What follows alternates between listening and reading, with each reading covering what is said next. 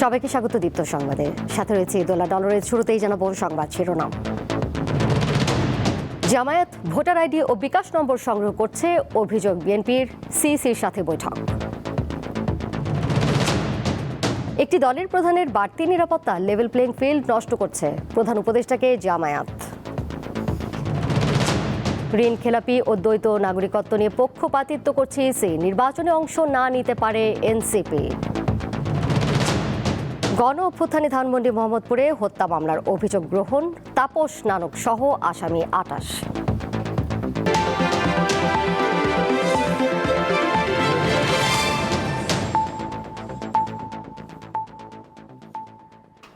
জামায়াত ইসলামীর বিরুদ্ধে ভোটারদের আইডি কার্ড ও বিকাশ নম্বর সংগ্রহ এবং ভোটারদের এলাকা পরিবর্তনের অভিযোগ করেছে বিএনপি। একই সাথে প্রবাসীদের পোস্টাল ব্যালট ও সিলেটের শাকসু নির্বাচন নিয়ে ইসির বিরুদ্ধে পক্ষপাতিত্বের অভিযোগ করেছে দলটি। রবিবার সিইসির সাথে দেখা করে এসব অভিযোগ করেন বিএনপি মহাসচিব। এদিকে আপিল শুনানির শেষ দিন ফেনীর ৩ আসনের বিএনপি প্রার্থী আব্দুল আউল মিন্টু সহ প্রার্থিতা ফিরে পেয়েছেন ২১ জন। দ্বৈত নাগরিকত্ব ও ঋণ খেলাপি সহ বিভিন্ন ইস্যুতে বাতিল হয়েছে অনেকের প্রার্থিতা। জাতীয় সংসদ নির্বাচনের প্রার্থীদের আপিল শুনানি চলাকালে রবিবার বিকেলে নির্বাচন কমিশনে যান বিএনপি মহাসচিব মির্জা ফখরুল ইসলাম আলমগীরের নেতৃত্বে ৫ সদস্যের একটি প্রতিনিধি দল। শুনানির বিরতিতে প্রধান নির্বাচন কমিশনারের সাথে প্রায় ১ ঘণ্টার বৈঠক শেষে বিএনপি মহাসচিব অভিযোগ করেন ইসির কার্যক্রম পক্ষপাতমূলক। পোস্টাল ব্যালটের বিন্যাস একটি রাজনৈতিক দলকে সুবিধা পাইয়ে দিতে করা হয়েছে। এখানে পক্ষপাতিত্ব করা হয়েছে এবং কোনো একটি দলকে বিশেষভাবে সুবিধা দেওয়ার চেষ্টা করা হয়েছে। আমরা নির্বাচন কমিশনকে এটাকে পরিবর্তনের জন্য আহ্বান জানিয়েছি। জামায়াত ইসলামীর বিরুদ্ধে অভিযোগ তুলে তিনি বলেন, দলটির নির্বাচনী কর্মীরা ভোটারদের কাছ থেকে এনআইডি ও বিকাশ নম্বর সংগ্রহ করে ফৌজদারি অপরাধ করছে। বিপুল সংখ্যক ভোটারকে এলাকা পরিবর্তন করা হচ্ছে বলে অভিযোগ করেন মির্জা ফখরুল।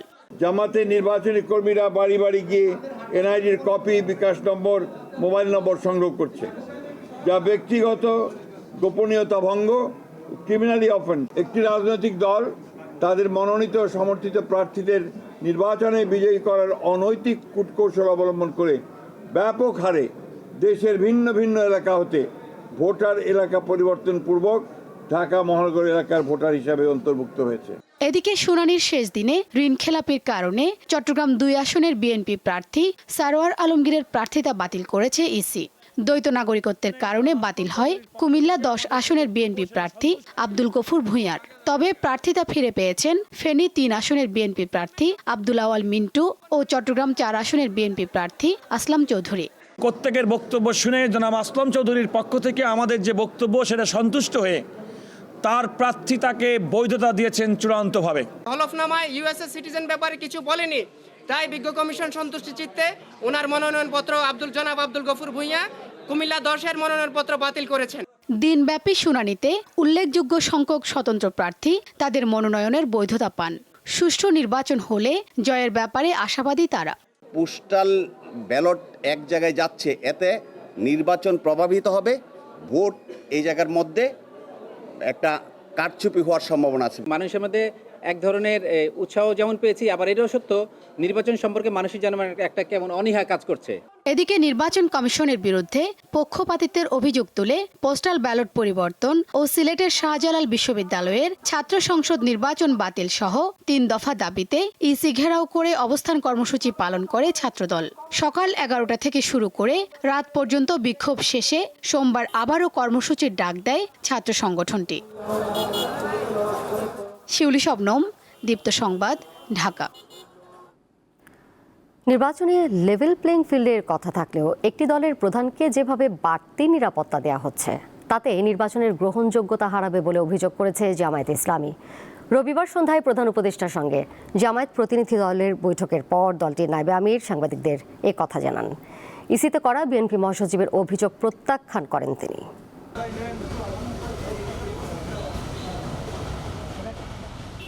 আইনশৃঙ্খলা পরিস্থিতি ও সমসাময়িক বিভিন্ন বিষয়ে প্রধান উপদেষ্টা ডক্টর মোহাম্মদ ইউনূসের সাথে বৈঠক করতে রবিবার সন্ধ্যায় রাষ্ট্রীয় অতিথি ভবন যমুনায় যান জামায়াতে ইসলামের আমির ডাক্তার শফিকুর রহমানের নেতৃত্বে 4 সদস্যের একটি প্রতিনিধি দল। নানা ইস্যুতে প্রধান উপদেষ্টার সঙ্গে ঘণ্টাব্যাপী বৈঠক শেষে সাংবাদিকদের সাথে কথা বলেন দলটির নায়েবে আমির ডাক্তার সৈয়দ আব্দুল্লাহ মোহাম্মদ তাহের। নির্বাচন কমিশন সহ মাঠ প্রশাসনের নিরপেক্ষতা নিয়ে প্রশ্ন তুলে তিনি বলেন, প্রতিযোগিতামূলক রাজনীতির মাঠে একটি দলের প্রধানের নিরাপত্তার নামে সরকার যে বাড়াবাড়ি করছে তাতে নির্বাচনের লেভেল প্লেইং ফিল্ড নষ্ট হচ্ছে। অনেকটি দলের প্রধানকে নিয়ে যে বাড়াবাড়ি করছে গভর্নমেন্ট, অতিরিক্ত সিকিউরিটি দেওয়া, অতিরিক্ত প্রটোকল দেওয়া, এই সব কিছু মিলে তারা নির্বাচনী মাঠে যে সমতল ভূমিকার প্রশ্ন আসছে সেটিকে সুস্পষ্ট লঙ্ঘন করছে। তিনি বলেন, প্রতিটি ভোট কেন্দ্রে সিসিটিভি স্থাপন এবং সেনাবাহিনী সহ কোনো বাহিনী ভোট কেন্দ্রে প্রবেশ করতে পারবে না বলে আশ্বস্ত করেছেন প্রধান উপদেষ্টা। চিফ অ্যাডভাইজার ব্যক্তিগতভাবে একটি অবাধ সুষ্ঠু নির্বাচন চান, যদিও তার চতুর্পাশে অ্যাডভাইজারদের মাঝে কেউ আছে যারা তাকে বিভ্রান্ত করার চেষ্টা করছে। বিভিন্ন জায়গায় ফিল্ড লেভেলে কোনো এসপি এবং ডিসি যারা রিটার্নিং অফিসার, তাদের আচরণে পক্ষপাতদুষ্ট একটা ভূমিকাকে আমরা লক্ষ্য করছি। আমরা তাদের তালিকা করেছি, আরও আমরা এটা অবজার্ভ করতে থাকবো। নির্বাচন কমিশনে বিএনপি মহাসচিবের বক্তব্যের জবাবে জামায়াতের এই শীর্ষ নেতা বলেন, গ্রহণযোগ্যতায় ভাটা পড়ায় এখন ছাত্র সংসদ নির্বাচন বন্ধের পায়তারা করছে একটি দল। জাতীয় নির্বাচনের সাথে তো ছাত্র সংসদ নির্বাচনের কোনো সম্পর্ক নেই। আচ্ছা, আমরা যে বিকাশ নম্বর বাড়ি বাড়ি যা করতেছি, ফখরুল ভাই কি আমাদের সাথে ছিল? এটা দেখার জন্য এগুলো একটা, যেটা আমরা ওনাদের ফ্যামিলি কার্ডের কথা বলছি, ওনাদের বলতে হবে তো বলো যে এটা বলছে, তবে এটা বুড়া। দেশের বর্তমান রাজনৈতিক বাস্তবতায় বিভাজন নয়, ঐক্যের রাজনীতি প্রয়োজন জানিয়ে জামায়াতের নায়েবে আমির বলেন, ইসলামী আন্দোলনের সিনিয়র নায়েবে আমির মুফতি সৈয়দ মুহাম্মদ ফয়জুল করিমের সম্মানে তার আসনে 10 দলীয় জোট কোনো প্রার্থী দেবে না। আমরা ফয়জুল করিম সাহেবের সাথে সৌজন্যতার জন্য আমাদের ক্যান্ডিডেটকে আমরা উগ্র করব। নূর আলম, দীপ্ত সংবাদ, ঢাকা। ইসির পুরো প্রক্রিয়া পরিকল্পিত ও প্রশ্নবিদ্ধ বলে মন্তব্য করেছেন এনসিপির নির্বাচন পরিচালনা কমিটির প্রধান আসিফ মাহমুদ। এই অনিরপেক্ষ নির্বাচন কমিশনের অধীনে এনসিপি নির্বাচনে যাবে কিনা তা পুনর্বিবেচনা করা হবে বলে জানিয়েছেন তিনি। রবিবার রাজধানীর বাংলা মোটরে দলের অস্থায়ী কার্যালয়ে ইসির রায়ের বিরুদ্ধে অভিযোগ তুলে আসিফ মাহমুদ বলেন, আইনি ভিত্তি উপেক্ষা করে কমিশন প্রধান দ্বৈত নাগরিকের পক্ষে ইমোশনাল ব্যাখ্যা দিয়ে বৈধতা দেওয়ার চেষ্টা করেছে। বিএনপির শীর্ষ নেতাদের সাথে 1.5 ঘণ্টা বৈঠক করে ইসি ঋণ খেলাপি ও দ্বৈত নাগরিকদের বিষয়ে একপাক্ষিক রায় দিয়েছে।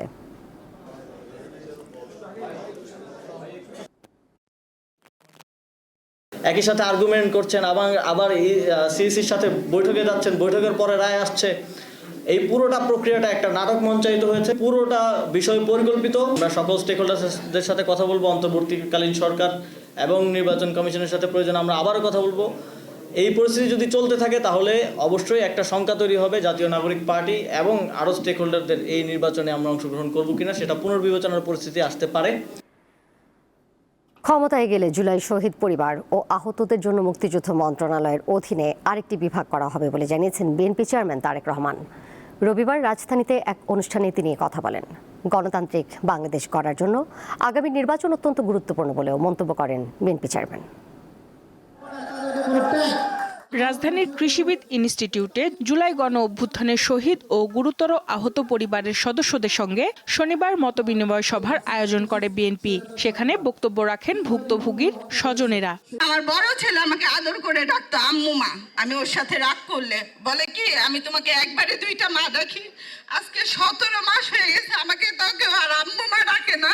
দুঃখের বিষয়, আজকে 1.5 বছর হয়ে গেছে আমাদের ছেলেদের সঠিক বিচার আমরা পাচ্ছি না। শহীদ পরিবার আছে, তাদের পুনর্বাসনের জন্য যা করণীয় উনি তা করবে, এই প্রত্যাশা রাখতেছি।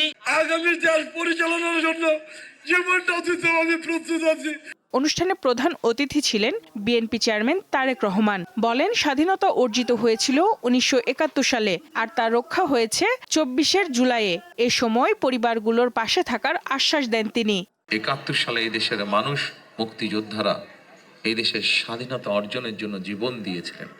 এই দেশের স্বাধীনতা অর্জনের জন্য যোদ্ধারা ত্যাগ স্বীকার করেছিলেন। ঠিক একইভাবে 24-এ যে যোদ্ধারা যুদ্ধ করেছেন তারা স্বাধীনতা সার্বভৌমত্ব রক্ষার যুদ্ধ করেছেন। স্বাধীনতা সার্বভৌমত্ব অর্জিত হয়েছিল ৭১ সালে, তাকেই আবার রক্ষা করা হয়েছে ২০২৪ সালে। সেজন্যই মুক্তিযুদ্ধ মন্ত্রণালয়ের মধ্যে আমরা আরেকটি ডিপার্টমেন্ট তৈরি করব, যাদের দায়িত্ব হবে এই মানুষগুলোর দেখভাল করা। তিনি আরও বলেন, নিরাপদ গণতান্ত্রিক বাংলাদেশ প্রতিষ্ঠা করতে ব্যর্থ হলে শোক সমাবেশ আর শোকগাথা চলতেই থাকবে। একটি নিরাপদ গণতান্ত্রিক বাংলাদেশ প্রতিষ্ঠার জন্য আগামী জাতীয় নির্বাচন অত্যন্ত অত্যন্ত এবং অত্যন্ত গুরুত্বপূর্ণ। ২৪ ছাত্র জনতার অভ্যুত্থানকে যারা দলীয় স্বার্থে ব্যবহার করতে চায় তাদের বিষয়ে সবাইকে সতর্ক থাকার আহ্বান জানান তারেক রহমান। আমরা যদি একটি সঞ্জিতা প্লাবনী, দীপ্ত সংবাদ, ঢাকা। জুলাই গণ অভ্যুত্থানের সময় রাজধানীর ধানমন্ডি ও মোহাম্মদপুর এলাকায় সংঘটিত হত্যা মামলার অভিযোগ আমলে নিয়েছে ট্রাইব্যুনাল। মামলার আসামি ২৮ জন, তাদের মধ্যে আছেন জাহাঙ্গীর কবির নানক এবং শেখ ফজলে নূর তাপস। ২০২৪ সালের ১৮ ও ১৯ জুলাই রাজধানীর মোহাম্মদপুর ছিল উত্তপ্ত। ছাত্র আন্দোলন দমাতে শেখ হাসিনার নির্দেশে মাঠে নামেন মোহাম্মদপুর থানা আওয়ামী লীগের নেতারা। ওই ২ দিনে প্রাণ হারান ৯ জন। জুলাই গণ আন্দোলনে মোহাম্মদপুরে শিক্ষার্থী ফাইয়াজ ও সৈকত সহ ৯ জনকে হত্যার ঘটনায় মানবতাবিরোধী অপরাধের মামলায় শেখ ফজলে নূর তাপস, জাহাঙ্গীর কবির নানক, সাবেক ডিবি প্রধান হারুন অর রশিদ সহ ২৮ জনের বিরুদ্ধে করা অভিযোগ আমলে নিয়েছে ট্রাইব্যুনাল। বিচারপতি মোহাম্মদ গোলাম মর্তুজা মজুমদারের নেতৃত্বাধীন ৩ সদস্যের আন্তর্জাতিক অপরাধ ট্রাইব্যুনাল ১ রোববার এই অভিযোগ আমলে নেয়। পরে পলাতক ২৪ আসামির বিরুদ্ধে গ্রেপ্তারি পরোয়ানা জারি করে ট্রাইব্যুনাল। জুলাই অভ্যুত্থানকারী তরুণ যুবক ছাত্র জনতার উপরে যে হত্যাকাণ্ড চালিত হয়েছিল সেটির অন্যতম হটস্পট ছিল মোহাম্মদপুর এলাকা। এইখানে শহীদ ফারহান ফাইয়াজ এবং মাহমুদুর রহমান সৈকত সহ মোট ৯ জনকে হত্যা করা হয় এবং অসংখ্য মানুষ সেখানে আহত হন। ট্রাইব্যুনাল আজকে সেই ফর্মাল চার্জের অভিযোগের বিবরণগুলো শুনে অন্যান্য ডকুমেন্টস পর্যালোচনা করে মোট ২৮ জন আসামির বিরুদ্ধে অভিযোগ আমলে গ্রহণ করেছেন এবং আগামী ২৯শে জানুয়ারি আসামিদেরকে গ্রেপ্তার করে তাদেরকে আদালতে উপস্থিত করার জন্য আইন শৃঙ্খলা রক্ষাকারী বাহিনীকে নির্দেশ দিয়েছেন। তিনি বলেন, মোহাম্মদপুরের হত্যাকাণ্ডে আসামিদের স্পষ্ট ভূমিকা রয়েছে। এই যে তরুণ শহীদেরা যারা রক্ত দিয়েছিলেন তাদের রক্তের ফলে পরবর্তী সময়ে অর্জিত আজকের এই বাংলাদেশ। আমাদের অঙ্গীকার ছিল জুলাই অভ্যুত্থানের সময় যারা হত্যাকাণ্ড চালিয়েছে, যারা রাজপথে সরাসরি হত্যাকাণ্ডের সংগঠনের ভূমিকা পালন করেছে, পেছনের যারা পরিকল্পনাকারী, নির্দেশদাতা এবং যারা মাস্টারমাইন্ড ছিলেন, কমান্ড রেসপন্সিবিলিটিতে ছিলেন, তাদের প্রত্যেককে আমরা বিচারের মুখোমুখি করব। ৩টি অভিযোগের এই মামলায় সাক্ষী দেবেন ৫০ জন, আর আসামিদের মধ্যে গ্রেপ্তার আছেন ৪ জন। মাহিদুর রহমান, দীপ্ত সংবাদ, ঢাকা। বিএনপি চেয়ারম্যান তারেক রহমানের সঙ্গে সৌজন্য সাক্ষাৎ করেছেন বাংলাদেশে নিযুক্ত ব্রাজিল ও সুইজারল্যান্ডের রাষ্ট্রদূত। রবিবার রাজধানীর গুলশানে বিএনপি চেয়ারম্যানের রাজনৈতিক কার্যালয়ে তারেক রহমানের সঙ্গে সাক্ষাৎ করেন বাংলাদেশে নিযুক্ত ব্রাজিলের রাষ্ট্রদূত পাওলো ফার্নান্দো দিয়াস ভেরেস এবং বাংলাদেশে নিযুক্ত সুইজারল্যান্ডের রাষ্ট্রদূত রেতো রিংলি। পরে বিএনপি চেয়ারম্যানের পররাষ্ট্র বিষয়ক উপদেষ্টা হুমায়ুন কবির সাংবাদিকদের জানান, বৈঠকে দুই দেশের সঙ্গে বন্ধুত্বমূলক সম্পর্ক বজায় রাখা সহ উন্নয়ন, বাংলাদেশের বর্তমান রাজনৈতিক পরিস্থিতি ও দ্বিপাক্ষিক স্বার্থ সংশ্লিষ্ট বিভিন্ন বিষয়ে আলোচনা হয়েছে। আওয়ামী লীগ সরকারের পতনের পর স্থানীয় প্রভাবশালীদের তোপের মুখে পাবনায় কোটি টাকা ব্যয়ে নির্মিত আশ্রয়ণ প্রকল্পের ঘর ছাড়তে অনেকেই বাধ্য হচ্ছেন বলে অভিযোগ উঠেছে। বিষয়টি তদন্ত করে ব্যবস্থা নেওয়ার আশ্বাস দিয়েছে প্রশাসন। জীবনের টানাপোড়েনে ভূমি ও গৃহহীন হয়ে একটু ঠাঁই খুঁজে পেয়েছিলেন এই আশ্রয়ণ প্রকল্পে। তবে স্থানীয় প্রভাবশালী আর বখাটেদের উৎপাতে ঘর ছাড়তে বাধ্য হয়েছেন তিনি।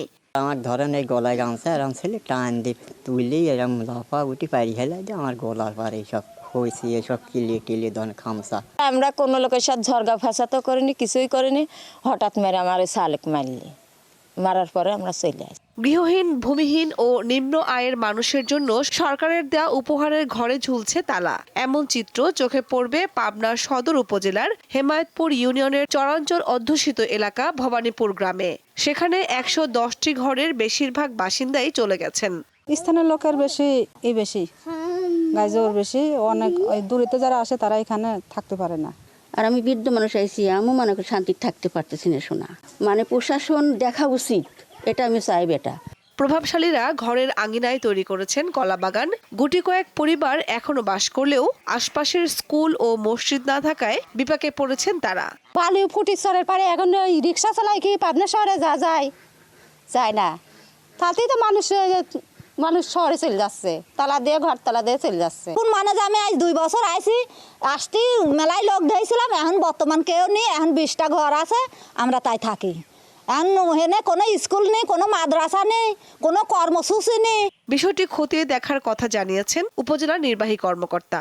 আমরা বিষয়টি খতিয়ে দেখব আসলে কি কারণে আশ্রয়ণ প্রকল্পগুলোতে যাদের উপকারভোগী থাকার কথা তারা থাকছে না, এখানে কোনো সমস্যা আছে কিনা কিংবা অন্য কোনো কারণে তারা থাকছে না কিনা, এটা আমরা তদন্ত করে দেখব এবং আমরা চেষ্টা করব আমাদের পক্ষ থেকে যদি কিছু করণীয় থাকে তাদের এখানে থাকার ব্যবস্থা গ্রহণের জন্য, সেটা আমরা অবশ্যই সেই ব্যবস্থাটা নিব। সমস্যার সমাধানে দ্রুত ব্যবস্থা নেবে প্রশাসন, এমনটাই প্রত্যাশা ভুক্তভোগীদের। কামরুন নাহার, দীপ্ত, বার্তাকক্ষ। আগামীকাল সকাল 8টা থেকে কাজে ফিরবেন Sylhet MAG Osmani medical college হাসপাতালের ইন্টার্ন চিকিৎসকরা। শনিবার দুপুরে হাসপাতাল প্রশাসনের সঙ্গে বৈঠক শেষে এই সিদ্ধান্তের কথা জানান তারা। এদিকে হাসপাতালের পরিচালক জানিয়েছেন, দাবি দেওয়া সহ সব বিষয়ে আলোচনা হয়েছে। শুক্রবার রাতে হাসপাতালের সার্জারি ওয়ার্ডে রোগী ও তাদের স্বজনদের সঙ্গে ইন্টার্ন চিকিৎসকদের বাকবিতণ্ডা হয়। এক পর্যায়ে তাদের মধ্যে সংঘর্ষ হয়, এতে উভয় পক্ষের অন্তত 5 জন আহত হন। খবর পেয়ে পুলিশ ঘটনাস্থলে গিয়ে পরিস্থিতি নিয়ন্ত্রণে আনে। পরে হাসপাতালে চিকিৎসকদের নিরাপত্তা নিশ্চিত করা সহ বিভিন্ন দাবিতে অনির্দিষ্টকালের জন্য কর্মবিরতির ডাক দেয় ইন্টার্ন চিকিৎসকরা। মাদারীপুরে সড়ক দুর্ঘটনায় 7 জন প্রাণ হারিয়েছে। এই ঘটনায় আহত হয়েছে আরও 10 জন। রবিবার সন্ধ্যা 5:45টার দিকে দুর্ঘটনাটি ঘটে। মাদারীপুর থেকে ঢাকাগামী সার্বিক পরিবহনের একটি যাত্রীবাহী বাস সদর উপজেলার ঘটকচর এলাকায় একটি ইজি বাইককে চাপা দিলে এই মর্মান্তিক ঘটনা ঘটে। দুর্ঘটনাস্থলে ইজি বাইক চালক ও এর 2 যাত্রী সহ মোট 7 জন নিহত হন। খবর পেয়ে উদ্ধার অভিযান শুরু করে ফায়ার সার্ভিস ও হাইওয়ে পুলিশ। নিহতদের মরদেহ উদ্ধার করে ময়নাতদন্তের জন্য মাদারীপুর 250 শয্যার জেলা হাসপাতালের মর্গে পাঠানো হয়েছে। আহতদের হাসপাতালে ভর্তি করা হয়েছে। আন্তর্জাতিক প্রসঙ্গ, ইরানে 2 সপ্তাহেরও বেশি সময় ধরে চলা সরকার বিরোধী বিক্ষোভে অন্তত 5000 মানুষের প্রাণহানি ঘটেছে, যার মধ্যে প্রায় 500 জন নিরাপত্তা বাহিনীর সদস্য। বিক্ষোভ, সহিংসতা ও হতাহতের জন্য যুক্তরাষ্ট্র ও ইসরায়েলকে দায়ী করেছে ইরান। জবাবে মার্কিন প্রেসিডেন্ট বলেছেন, ইরানের নেতৃত্ব পরিবর্তনের সময় এসেছে। অর্থনৈতিক সংকট ও নজিরবিহীন মূল্যস্ফীতির কারণে গত বছরের 28শে ডিসেম্বর থেকে শুরু হওয়া বিক্ষোভ খুব দ্রুতই ইরানের সরকার বিরোধী আন্দোলনে রূপ নেয়। বিক্ষোভকারীরা সরকারি ভবন, পুলিশ ও অন্যান্য বাহিনীর কার্যালয় ও সদস্যদের ওপর হামলা চালায়। বিক্ষোভ দমাতে ইরানের শাসকরাও এক পর্যায়ে মারাত্মক মারমুখী হয়ে ওঠে। শুরুতে বিক্ষোভে হতাহতদের বিষয়ে চুপ থাকলেও প্রথমে 2000-এর মতো মানুষের মৃত্যুর কথা স্বীকার করে সরকার। সবশেষ বলা হয়েছে অন্তত 5000 মানুষের প্রাণহানি ঘটেছে। এর মধ্যে নিরাপত্তা বাহিনীর সদস্য প্রায় 500।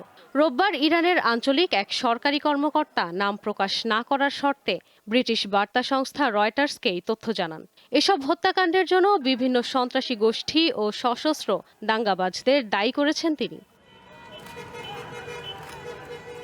ইরানের উত্তর পশ্চিমের কুর্দি অধ্যুষিত এলাকায় সবচেয়ে ভয়াবহ সংঘাত ও সর্বাধিক প্রাণহানির ঘটনা ঘটেছে বলে জানিয়েছেন তিনি। এছাড়া ইসরায়েল ও বিদেশে থাকা সশস্ত্র বিভিন্ন গোষ্ঠী বিক্ষোভে হত্যাকারীদের অস্ত্র সরবরাহ করেছে বলেও অভিযোগ তার। শনিবার দেশটির সর্বোচ্চ নেতা আয়াতুল্লাহ আলী খামেনি জানান, ইরানের সাম্প্রতিক বিক্ষোভ, প্রাণহানি ও ব্যাপক ধ্বংসযজ্ঞের জন্য যুক্তরাষ্ট্রের প্রেসিডেন্ট ডোনাল্ড ট্রাম্প দায়ী। এর জবাবে মার্কিন প্রেসিডেন্ট বলেছেন, ইরানের নেতৃত্ব পরিবর্তনের সময় এসেছে। খামেনির দীর্ঘ 37 বছরের শাসনের অবসান চান তিনি। এদিকে কঠোর দমন পীড়নের কারণে বর্তমানে বিক্ষোভ অনেকাংশেই স্তিমিত হয়ে পড়েছে। নতুন করে দেশটির কোনো প্রান্তেই বিক্ষোভের খবর পাওয়া যায়নি। ইশরাত সুমা, দীপ্ত, বার্তাকক্ষ। গাজা যুদ্ধবিরতির দ্বিতীয় ধাপের অংশ হিসেবে আন্তর্জাতিক শান্তি বোর্ড গঠন করেছেন মার্কিন প্রেসিডেন্ট ডোনাল্ড ট্রাম্প। এরই মধ্যে এই বোর্ডের কয়েকজন সদস্যের নামও ঘোষণা করেছে হোয়াইট হাউস। তবে ইসরায়েল বলছে, এই বোর্ড গঠন করার আগে তেল আবিবের সঙ্গে সমন্বয় করা হয়নি। বোর্ডের সদস্যদের মধ্যে রয়েছেন মার্কিন পররাষ্ট্রমন্ত্রী মার্কো রুবিও, ট্রাম্পের বিশেষ দূত স্টিভ উইটকফ, যুক্তরাজ্যের সাবেক প্রধানমন্ত্রী টনি ব্লেয়ার এবং ট্রাম্পের জামাতা জ্যারেড কুশনার। এই বোর্ডের প্রধান হিসেবে থাকবেন মার্কিন প্রেসিডেন্ট ডোনাল্ড ট্রাম্প। এই তালিকায় নাম লেখাতে আহ্বান জানিয়েছেন মিশর ও তুরস্কের নেতাদেরও। এবার হাজারো মানুষের বিক্ষোভে উত্তাল হয়ে উঠেছে ইসরায়েল। প্রধানমন্ত্রী বেনিয়ামিন নেতানিয়াহু ও তার সরকারের বিরুদ্ধে বিশাল প্রতিবাদ সমাবেশ অনুষ্ঠিত হয়েছে দেশজুড়ে। শনিবার সন্ধ্যায় তেল আবিবের হাবিমা স্কয়ার সহ দেশের বিভিন্ন প্রান্তে রাস্তায় নেমে আসে হাজার হাজার মানুষ। ইসরায়েলের পতাকা শরীরে জড়িয়ে নেতানিয়াহুর ব্যঙ্গাত্মক মুখোশ পরে প্রতিবাদে নামে আন্দোলনকারীরা। টাইমস অফ ইসরায়েল জানিয়েছে, বিক্ষোভকারীদের প্রধান দাবি ছিল গাজায় হামাসের হাতে নিহত শেষ জিম্মি রান গভিলের মরদেহ ফিরিয়ে আনা এবং 2023 সালের 7 অক্টোবর হামাসের হামলার ঘটনায় একটি স্বাধীন রাষ্ট্রীয় তদন্ত কমিশন গঠন করা। প্রবল বৃষ্টিপাতের ফলে অস্ট্রেলিয়ার পূর্বাঞ্চলের নিউ সাউথ ওয়েলসে বন্যা পরিস্থিতির সৃষ্টি হয়েছে। এখন পর্যন্ত বন্যার পানিতে ডুবে মারা গেছে একজন, অন্তত 20 জনকে উদ্ধার করা হয়েছে। রাজধানী সিডনিতে শনিবার গভীর রাতে নারাবিন এলাকার নিচু শহরতলিতে বিপজ্জনক বন্যা দেখা দিলে সেখানকার বাসিন্দা ও পর্যটকদের সরিয়ে নেওয়া হয়। আকস্মিক বন্যার কারণে বহু সড়ক বন্ধ হয়ে গেছে। আবহাওয়া দপ্তরের তথ্যমতে রবিবার স্থানীয় সময় সকালে সিডনির উত্তর প্রান্তে প্রায় 72.4 মিলিমিটার বৃষ্টিপাত রেকর্ড করা হয়। এবারে জানিয়ে দিব খেলার খবর। জয় দিয়ে বিশ্বকাপ বাছাই পর্ব শুরু করেছে বাংলাদেশ নারী ক্রিকেট দল। কাঠমান্ডুর আপার মুলপানি ক্রিকেট গ্রাউন্ডে যুক্তরাষ্ট্রকে 21 রানে হারিয়েছে বাংলাদেশের নারীরা। টস হেরে ব্যাটিং করতে নামা বাংলাদেশ 20 ওভারে 5 উইকেটে 159 রান করে। ওপেনার দিলারা আক্তার 8 বলে 17 রান করার পর শারমিন আক্তার 39 বলে 63 রান তোলেন। শেষ দিকে শোভানা মুস্তারির 32 আর স্বর্ণা আক্তারের 16 রানের ইনিংসে 159 পৌঁছায় বাংলাদেশের ইনিংস। রান তারাই শেষ পর্যন্ত 20 ওভারে 9 উইকেটে 137 রান তোলে যুক্তরাষ্ট্র। সংবাদ শেষ করব বিনোদন অঙ্গনের খবরাখবর দিয়ে। উৎসবমুখর পরিবেশে পর্দা নামল 24তম ঢাকা আন্তর্জাতিক চলচ্চিত্র উৎসবের। কিরগিজস্তানের কুরাক জিতেছে সেরা পূর্ণদৈর্ঘ্য সিনেমার পুরস্কার। এছাড়া বাংলাদেশ প্যানোরামা বিভাগে সেরা সিনেমার পুরস্কার পেয়েছে ইউনিভার্সিটি অফ চানখারপুল। বাস্তব ঘটনার অনুপ্রেরণায় নির্মিত কিরগিজস্তানের সিনেমা কুরাক এবার 24তম ঢাকা আন্তর্জাতিক চলচ্চিত্র উৎসবে চমক দেখালো। এটি পেল এশিয়ান কম্পিটিশনে সেরা চলচ্চিত্রের পুরস্কার। রবিবার বিকেলে রাজধানীর জাতীয় জাদুঘরের প্রধান মিলনায়তনে 9 দিনের এই উৎসবের সমাপনী দিনে সেরা সিনেমাসহ বিভিন্ন বিভাগের পুরস্কার জয়ীদের নাম ঘোষণা করা হয়। সেরা পরিচালকের পুরস্কার পেয়েছেন আজারবাইজানের সিনেমা আ লোনলি পার্সনস মনোলগের নির্মাতা এমিন আফান্ডিয়েভ। স্পেশাল মেনশন পেয়েছে তাজিকিস্তান ও ইরানের যৌথ প্রযোজনায় ফিশ অন দ্য হুক। সেরা চিত্রনাট্যের পুরস্কার গেছে কিরগিজস্তানের সিনেমা বার্নিংয়ের ঘরে। পাশাপাশি বিভিন্ন আন্তর্জাতিক বিভাগে পুরস্কার পেয়েছে চীন, রাশিয়া, কাতার ও ইউরোপের একাধিক সিনেমা। এবার বাংলাদেশ প্যানোরামা বিভাগে সেরা সিনেমা নির্বাচিত হয়েছে গণরুম ও ছাত্র রাজনীতির গল্প ইউনিভার্সিটি অব চানখারপুল। ট্যালেন্ট বিভাগে পুরস্কৃত হয়েছে ইস্পাইট ও ধ্যাত। আমি খুবই আনন্দিত ঢাকা আন্তর্জাতিক চলচ্চিত্র উৎসবের এই পুরস্কারের জন্য। এই অর্জন আমার চলচ্চিত্র যাত্রায় স্মরণীয় হয়ে থাকবে। রেইনবো চলচ্চিত্র সংসদ আয়োজিত এই উৎসবে এবার 91টি দেশের 245টি সিনেমা প্রদর্শিত হয়। জহিরুল মোহসান, দীপ্ত সংবাদ, ঢাকা। এর সাথে শেষ করছি দীপ্ত সংবাদ। যাবার আগে শিরোনামগুলো জানিয়ে দেব আরও একবার। জামায়াত ভোটার আইডি ও বিকাশ নম্বর সংগ্রহ করছে, অভিযোগ বিএনপির সিইসির সাথে বৈঠক। একটি দলের প্রধানের বাড়তি নিরাপত্তা লেভেল প্লেইং ফিল্ড নষ্ট করছে, প্রধান উপদেষ্টাকে জামায়াত। ঋণ খেলাপি ও দ্বৈত নাগরিকত্ব নিয়ে পক্ষপাতিত্ব করছে ইসি, নির্বাচনে অংশ না নিতে পারে এনসিপি। গণ অভ্যুত্থানে ধানমন্ডি মোহাম্মদপুরে হত্যা মামলার অভিযোগ গ্রহণ, তাপস নানক সহ আসামি 28।